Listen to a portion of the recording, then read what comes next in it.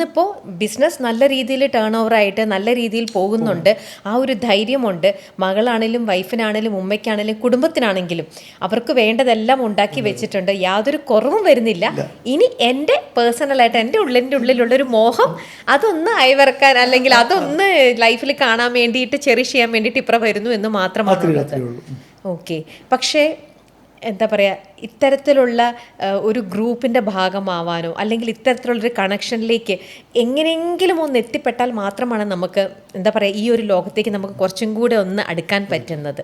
അപ്പോൾ അതിന് ഇക്കേനെ ഇങ്ങോട്ട് കൂടുതൽ അട്രാക്ട് ചെയ്യിപ്പിക്കുക അല്ലെങ്കിൽ ഇക്കയ്ക്ക് കൂടുതൽ കണക്ഷൻ ഉണ്ടാക്കി തരുന്നതും ഒക്കെ ഇവിടെയുള്ള ആരാണ്? അത്യാവശ്യം എനിക്ക് ചാൻസ് കിട്ടുന്നത് ഞാനൊരു സെറ്റിൽ പോയാൽ അവിടുത്തെ മേക്കപ്പ് മാൻ ഉണ്ടാവും, അല്ലെങ്കിൽ കൊറിയോഗ്രാഫർ ഉണ്ടാവും. അങ്ങനെ ആരെങ്കിലും അടുത്ത സെറ്റിലുണ്ടെങ്കിൽ ഇങ്ങനെ ഒരാളുണ്ട് കേട്ടോ, വേണമെങ്കിൽ വിളിച്ചു നോക്ക്.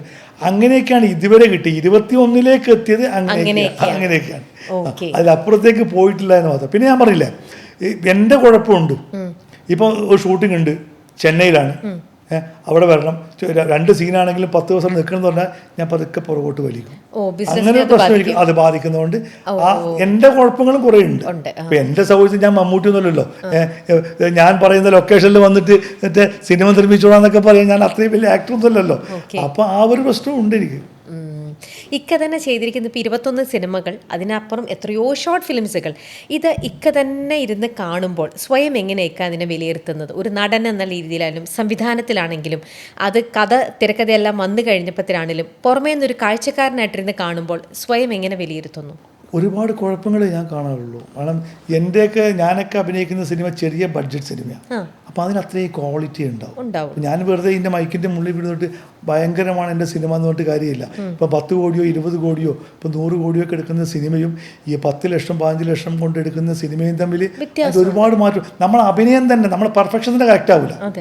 ഇപ്പോൾ ഷോർട്സ് തന്നെ, ഇപ്പം നമ്മളിപ്പോൾ ഒരു ഷോർട്സ് എടുക്കുകയാണെങ്കിൽ ഇപ്പോൾ ഈ ഇൻ്റർവ്യൂ എടുക്കുന്ന പോലെ ഒരു മൈക്ക് വെച്ചൊരു ഷോട്ടേ എടുക്കുന്നുള്ളൂ. ചെറിയ സിനിമകളിൽ ഒറ്റ ഷോട്ടേ എടുക്കും. അത് 4 or 5 ആംഗിളിൽ എടുക്കുമ്പോഴേ നമ്മുടെ ആ പെർഫോമൻസ് കിട്ടും. അതിപ്പോൾ ചെറിയ സിനിമകളാകുമ്പോൾ 10 ദിവസം കൊണ്ട് തീർക്കുന്ന സിനിമയായിരിക്കും. ഞാൻ മിക്കവാറും അഭിനയിച്ച എല്ലാ സിനിമകളും 10 or 15 ദിവസം കൊണ്ട് തീർക്കുന്ന സിനിമകളാണ്. അപ്പം അത്രയും തീർക്കുമ്പോൾ ഷോർട്ടിൽ വളരെ കുറയും. അപ്പം നമ്മൾ അഭിനയം ശരിക്കും ഫലിപ്പിക്കാൻ പറ്റില്ല. അതുകൊണ്ട് എനിക്ക് ചെയ്യാൻ പറ്റിയ കഥാപാത്രങ്ങളിൽ എൻ്റെ അഭിനയം പൂർണ്ണമായും ഫലിപ്പിക്കാൻ പറ്റുമെന്ന് എനിക്കിതൊരു വിശ്വസിക്കാൻ പറ്റിയിട്ടില്ല. പറ്റിയിട്ടില്ല. കാരണം അങ്ങനെ എടുക്കാൻ പറ്റിയിട്ടില്ല. ഓക്കെ. എന്നാലും അപ്പോൾ ഓരോ ഇത് കാണുമ്പോഴും ഇക്കയ്ക്ക് ഓരോരോ തെറ്റുകൾ മനസ്സിലാക്കുന്നുണ്ട്, സ്വയം വിലയിരുത്തുന്നുണ്ട്. ഓക്കെ, എൻ്റെ ഇന്ന ഭാഗങ്ങളൊക്കെ കുറച്ച് മോശമായി, ഇനി ഞാൻ കുറച്ചും കൂടെ അങ്ങനെ സ്വയമാണോ എപ്പോഴും ജഡ്ജ് ചെയ്ത് മുന്നോട്ട് പോയിക്കൊണ്ടിരിക്കുന്നത്? അതോ വേറൊരു സുഹൃത്തിനെയോ വേറെ ആരെങ്കിലും ചോദിക്കും, എൻ്റെ സിനിമ അയച്ചു കൊടുക്കും. മറ്റേ എൻ്റെ ഇപ്പോൾ യൂട്യൂബിൽ തന്നെ ഗണ്ടശ, ഗോഡ്സ് ഓൺ പ്ലേയേഴ്സ് ഒക്കെയുള്ള കുറേ സിനിമകളുണ്ട്. അവർക്കൊക്കെ പലർക്കും അയച്ചിട്ട് അഭിപ്രായം ചോദിക്കും. അവരൊക്കെ പറയാ മേക്കിംഗ് പോരാന്ന് പറഞ്ഞാൽ 15 ലക്ഷം കൊണ്ട് തീർക്കുന്ന പടം 100 കോടി കൊണ്ട് തീർക്കുന്നതിൻ്റെ മേക്കിങ്ങിൻ്റെ ഗുണം കിട്ടില്ലല്ലോ. അപ്പം അത് തന്നെയാണ് അവിടെ തന്നെയാണ് പ്രശ്നം. നല്ലൊരു സിനിമയുടെ ഭാഗമാകുമ്പോഴേ നമുക്കും എന്തെങ്കിലും ചെയ്യാൻ പറ്റും. ചെറിയ സിനിമയുടെ ഭാഗമാകുമ്പോൾ അതിൻ്റെ ആ ക്വാളിറ്റിയെ കിട്ടും. അപ്പം അങ്ങനെയാണെങ്കിൽ ഇപ്പം ആ ഒരു അറിവ് തിരിച്ചറിഞ്ഞ സ്ഥിതിക്ക് ഇക്കയ്ക്ക് എന്തുകൊണ്ട് അങ്ങനെയാണെങ്കിൽ ഇനി ഇതെല്ലാം ഞാൻ എൻ്റെ ഞാൻ വരച്ച വരയിൽ തന്നെ എല്ലാം നിൽക്കണമെന്ന് വിചാരിച്ചാലും നടക്കില്ല. അപ്പം ഇപ്പം കാര്യങ്ങളുടെ പ്രാക്ടിക്കാലിറ്റി ഒക്കെ ഇക്കയ്ക്ക് മനസ്സിലായ സ്ഥിതിക്ക് ഇനി കുറച്ചും കൂടി ഒരു ബിഗ് ബഡ്ജറ്റ് ആയിട്ടുള്ള ശരിക്കും നമ്മളിപ്പോൾ കാണുന്ന പോലെ ഒരു കമേഴ്ഷ്യൽ മൂവി, അത് സബ്ജക്റ്റ് എന്തും ആയിക്കോട്ടെ, ആ ഒരു രീതിയിൽ നല്ലൊരു സ്റ്റാറോ അല്ലെങ്കിൽ നല്ലൊരു ഡയറക്ടറോ വന്നിട്ട് അങ്ങനെ കുറച്ചും കൂടെ വോളിയം പൈസ ഇട്ടുകൊണ്ട് ഇക്കയുടെ ബിസിനസ് ഇനിയിപ്പോൾ നോക്കി നടത്താൻ ആൾക്കാരുണ്ട്. അതുകൊണ്ട് തന്നെ അല്പ ദൂരത്തേക്ക് മാറിക്കൊണ്ട് അങ്ങനെയൊക്കെ ഇനി ചിന്തിച്ചു നോക്കിക്കൂടെ?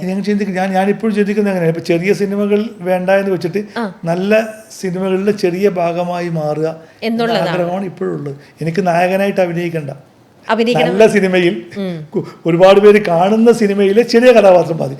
കുറച്ച് പേര് കാണുന്ന സിനിമയിലെ നായകനേക്കാൾ നല്ല ഒരുപാട് പേര് കാണുന്ന സിനിമയിലെ ചെറിയ റോളിൽ അഭിനയിക്കുന്ന ആളാണ് കൂടുതൽ താല്പര്യം. ഓക്കെ. ഈ ഒരു ലൈഫിൽ ഒരുപാട് പ്രശ്നങ്ങളും പ്രതിസന്ധി ഘട്ടങ്ങളെല്ലാം തരണം ചെയ്താണ് ഇപ്പം വളരെ കോൺഫിഡൻറ്റോടെയാണ് ഇക്ക നിൽക്കുന്നത്. ഇനി ഇപ്പോൾ പറയുമ്പോഴാണെങ്കിലും വളരെ ലാഘവത്തോടെ ഇന്നിപ്പോൾ ഒരു സിനിമ വേണമെന്നുണ്ടെങ്കിൽ ഇക്കയ്ക്ക് സുഖമായിട്ട് നിർമ്മിക്കാനും പറ്റും. ആ ഒരു ലെവലിലേക്ക് അത് സ്വയം സെൽഫ് ഏൺ മണിയും കൂടിയാണല്ലേ. പക്ഷേ ഈ ഒരു ലൈഫ് ഇക്കേനെ പഠിപ്പിച്ചു തന്നത് മെയിനായിട്ട് ചോദിച്ചു കഴിഞ്ഞാൽ എന്തൊക്കെ കാര്യങ്ങളായിരിക്കും? സ്വന്തം എക്സ്പീരിയൻസിൽ നിന്നും എന്തൊക്കെയാണ് പഠിച്ചത് ലൈഫിൽ നിന്നും? അല്ല, ബിസിനസ്സിൽ പഠിച്ചത് ഹാർഡ് വർക്ക് ചെയ്യണം, നമ്മൾ സ്വപ്നം കാണണം. സ്വപ്നം കണ്ടെങ്കിൽ മാത്രമേ, സ്വപ്നം കാണാതെ നമ്മളെപ്പോഴും നെഗറ്റീവ് അടിച്ചിരുന്നിട്ട് കാര്യമില്ല. നമുക്ക് നേടിയെടുക്കാൻ പറ്റാത്തതൊക്കെ നമ്മൾ ആഗ്രഹിക്കണം. ആഗ്രഹിച്ചാൽ ചിലപ്പം വരെ കുന്നോളം ആഗ്രഹിച്ചാൽ കുന്നിക്കോളം കിട്ടുന്ന പോലെ നമ്മളെപ്പോഴും ആഗ്രഹിക്കണം, അതിനുവേണ്ടി പ്രവർത്തിക്കണം. ആഗ്രഹിച്ചെടുത്ത് എത്തിയില്ല എന്ന് കരുതിയിട്ട് വിഷമിക്കരുത്. ആഗ്രഹിച്ചെടുത്തേക്കൊന്നും എപ്പോഴും എത്തൂല, പക്ഷെ ആഗ്രഹിച്ചത് കൊണ്ടാണ് എത്തിയെടുത്തം വരെയെങ്കിലും എത്തിയെന്നുള്ളത് സമാധാനം കിട്ടും. ഓക്കെ. കുഞ്ഞ് റഫീഖിൻ്റെ മനസ്സിൽ ആഗ്രഹിച്ചത് തൊട്ട് മുന്നിലെ ഒരു ഹോട്ടലിലോ ചായക്കടയിലോ ഒരു പൊറോട്ടയും ചിക്കൻ കറിയോ ഒരു ബിരിയാണി ഓർഡർ ചെയ്ത് അവരിലെ യൂസഫലിനെ കണ്ടുകൊണ്ടിരുന്നൊരു കുഞ്ഞ് റഫീഖില്ലേ, ആ കുഞ്ഞ് റഫീഖ് സ്വന്തമായിട്ട് വരുമാനം ഉണ്ടാക്കി എനിക്ക് ഉറപ്പാണ് ഒരു ഹോട്ടലിൽ പോയിട്ട് അന്തസ്സായിട്ട് ചേട്ടാ വെയിറ്ററിനെ വിളിച്ചുകൊണ്ട് ഒരു ബിരിയാണി ഓർഡർ ചെയ്തു അല്ലെങ്കിൽ ഒരു പൊറോട്ടയും ആ ഒരു നിമിഷം ഓർമ്മയുണ്ടോ? അല്ല, അങ്ങനെ ആഗ്രഹിച്ചിട്ടുണ്ട്. അതാ പറഞ്ഞ അങ്ങനെ ജീവിതത്തിൽ അവസാനം അത് നേടിയെടുത്തല്ലോ. അത് നേടിയെടുത്തു. ഇപ്പൊ എനിക്ക് ഓർഡർ ചെയ്യേണ്ട ആവശ്യമില്ല, എനിക്ക് ചുറ്റും എന്റെ സ്വന്തം ഹോട്ടലാണുള്ളത്. അതെ, ഇപ്പൊ അല്ല ഞാൻ ചോദിക്കുന്നത് ആ ഫസ്റ്റ് ഡേ സ്വന്തമായിട്ട് നമ്മുടെ ബേക്കറിയിൽ നിന്നും പൈസ വന്നു, പൈസ കിട്ടിയിട്ട് സ്വന്തമായിട്ട് നമുക്കൊരു ബിരിയാണി ഓർഡർ ചെയ്ത് കഴിക്കാൻ പറ്റുന്ന ഒരു വരുമാനം വന്നല്ലോ. ആ സമയത്ത് ഇക്ക പോയിട്ട് ഒരു ഹോട്ടലിൽ പോയി ഓർഡർ ചെയ്തത് അതിപ്പോഴും ഓർമ്മയിലുണ്ടോ? ഉണ്ട്. അത് പൈസ വന്ന് ഒറ്റയടിക്കൊണ്ട് പൈസ കയറിയല്ലോ, പതിയെ പതിയെ കയറി. ഇപ്പം ഞാൻ എവിടെ യാത്ര ചെയ്യുമ്പോഴും പല റെസ്റ്റോറൻറ്റിൽ കയറും, ഫുഡ് ടെസ്റ്റ് ചെയ്യാൻ വേണ്ടി കയറും. പല റെസ്റ്റോറൻറ്റുകൾ എൻ്റെ സുഹൃത്തുക്കളാണ്. അങ്ങനെയൊക്കെ ഇപ്പം ജീവിതത്തിൻ്റെ സ്റ്റൈലേ മാറി. ഇപ്പോൾ ഒരു സാധനവും നമ്മൾ വില വെച്ചാൽ, ഞാൻ പറഞ്ഞില്ലേ പണ്ട് 1 രൂപയുടെ ചരു എന്ന് പറയുന്ന സാധനം വാങ്ങിച്ച് വീട്ടിൽ കൊണ്ടുവന്നിരുന്നത് ഞാൻ. ഇപ്പം ഫിഷിൻ്റെ ഷോപ്പിൽ കയറിയാൽ 4000-5000 രൂപയുടെ മീനാണ്. ഒരു സാധനത്തേക്കും അതിൻ്റെ വില ചോദിക്കാറില്ല, അത് തരാൻ പറയും. ആ ഒരു ലെവലിലേക്ക് ഞാൻ മാറിയിട്ടുണ്ട്. അതൊക്കെ എനിക്ക് തന്നെ അറിയാലോ, ഞാൻ അതിലേക്കൊക്കെ മാറി എന്നുള്ള കാര്യം. അത് ഒരു ദൈവാനുഗ്രഹമാണ്, ശ്രമത്തിൻ്റെ ഫലമാണ്, ഒക്കെയാണ്. ആർക്ക് ശ്രമിച്ചാലും എനിക്കാവാൻ പറ്റുമെങ്കിൽ ഇവിടെ ആർക്ക് വേണമെങ്കിലും ആവാം. കാരണം ഞാൻ ഒരു കഴിവില്ലാത്തവനാണ്. ഒരു കഴിവില്ലാത്ത ഞാൻ ഇതിൽ വന്നില്ല. ആഗ്രഹിച്ച് നിങ്ങൾ പരിശ്രമിച്ചാൽ ആർക്ക് വേണമെങ്കിലും ആകാൻ പറ്റും. ഇക്ക ഒരു പക്ഷേ എളിമ കൊണ്ടോ അല്ലെങ്കിൽ വല്ലാണ്ട് ഇപ്പം നിരന്തരം പറയുന്നുണ്ട് എനിക്കൊരു കഴിവുമില്ല, ഞാൻ വളരെ ശരാശരിക്കാരനാണ്, അങ്ങനെ പോലും എന്നെ പറയാൻ കൊള്ളില്ല എന്ന് തന്നെ ഇങ്ങനെ പോർട്രേ ചെയ്യുന്ന ഇക്കേനെ കുറിച്ച്. പക്ഷേ അങ്ങനെ ഒരു കഴിവില്ലാത്തവനാണെങ്കിൽ ഇന്നിപ്പോൾ 63 ബേക്കറികൾ, 21 സിനിമകൾ, അതും സ്വയം കൈപ്പടയിൽ കഥ, തിരക്കഥ, സംവിധാനം എല്ലാം ചെയ്തു. ഇക്കയ്ക്ക് അത് തോന്നുന്നതാണ് അല്ലെങ്കിൽ ഇക്കയ്ക്ക് മനസ്സിലാവുന്നില്ല ഇന്നും ഇക്കയുടെ മഹത്വം എന്താണെന്ന് അല്ലെങ്കിൽ കഴിവെന്താണെന്ന്? എഴുതാനൊക്കെ പ്രേരണ ഉണ്ടായിട്ടുണ്ട്, എനിക്ക് തോന്നിയിട്ടുണ്ട്. ചിലപ്പം ദൈവം എല്ലാത്തിനും ചെറിയ ചെറിയൊരു കണിക തന്നിട്ടുണ്ടാവുമല്ലോ, എല്ലാ കഴിവുകളും തന്നിട്ടുണ്ടാവും. നമ്മൾ ഏതാണ് ഡെവലപ്പ് ചെയ്തെടുക്കുക അതിലേക്ക് പോകുന്നു മാത്രമേ ഉള്ളൂ. അപ്പോൾ എഴുതാനുള്ളൊരു കഴിവും ചിന്തിക്കാനുള്ള കഴിവൊക്കെ തന്നിട്ടുണ്ട് എനിക്ക് പലപ്പോഴും. ഞാൻ ഒരു കഥ ഉണ്ടാക്കിയെടുക്കണമെങ്കിൽ ആ ഒരു കഥ സ്റ്റാർട്ട് ചെയ്ത് അതിൻ്റെ ക്ലൈമാക്സ് വരെ എത്തിച്ച് മനസ്സിലൊരു കഥ രൂപപ്പെടുത്തിയെടുക്കാനൊക്കെയുള്ള അങ്ങനെ ഒരു കഴിവ് എനിക്ക് തോന്നിയിട്ടുണ്ട്. പിന്നെ അത് കഥ രൂപപ്പെട്ട് ക്ലൈമാക്സ് വരെ എത്തിക്കഴിഞ്ഞാലാണ് എഴുതാനിരിക്കും. ഒരു സിനിമയായിട്ട് കഥ മുന്നിൽ വരും, അത് വന്നതിന് ശേഷമാണ് എഴുതാൻ പേപ്പറിലേക്ക് സ്റ്റാർട്ട് ചെയ്യാൻ പോകുന്നത്. ചിലപ്പോൾ ഞാനായിരിക്കും എഴുതാൻ, ചിലപ്പോൾ സ്റ്റാഫിനെ വിളിച്ചിട്ട് ഞാൻ പറഞ്ഞു കൊടുത്ത് എഴുതിക്കും, മകളെ കൊണ്ട് എഴുതിക്കാറുണ്ട്.